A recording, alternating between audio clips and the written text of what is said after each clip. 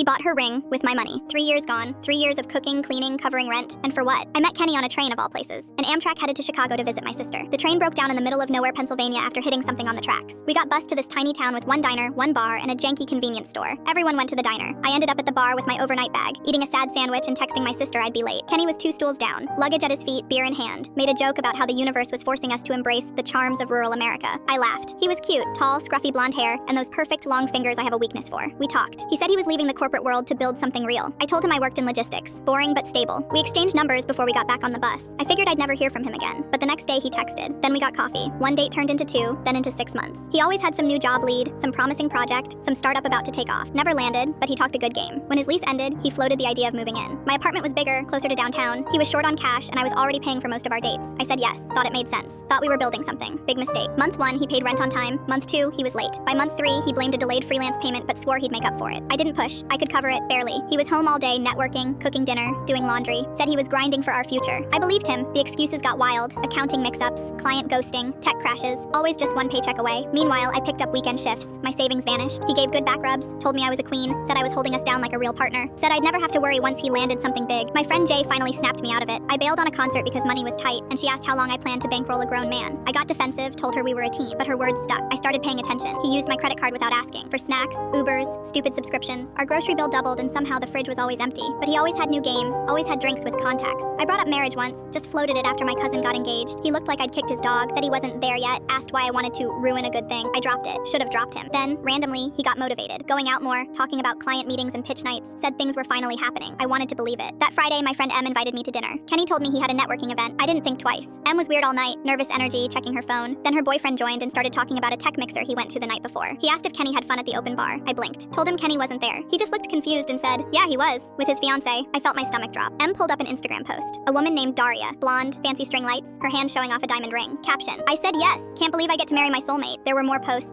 Them at the beach, at restaurants I'd never been to. My man, my everything. Best date night ever. All while I was at home, working late shifts and stretching grocery money. I left the dinner and went home. Opened our shared credit card account, found charges I didn't recognize, a downtown hotel, 2 dinners at places we never went, a $2,800 jewelry store charge. He bought her ring with my money. I sat in the dark, phone in hand, scrolling through her posts. Around 9 p.m., I heard his key turn. He walked in like it was any other Friday night, grabbed a beer from my fridge, and acted normal. I asked where he'd been. He said networking. Then I asked if he was engaged. The look on his face, first panic, then a smug little smirk, like he admired how I figured it out. I asked about Daria. He shrugged. Can we not do this right now? I don't owe you anything. I lost it. You used my money, lived in my apartment, and proposed to someone else? He rolled his eyes, took another sip of beer, and said the line that will echo in my head forever. Come on, you really thought I'd give you a ring? You're the kind of girl men settle for when they fail. Something inside me snapped. I didn't even think, just reacted. Punched him in the chest, then slapped him, hard. Told him to get out. Click the full story to see what happened next.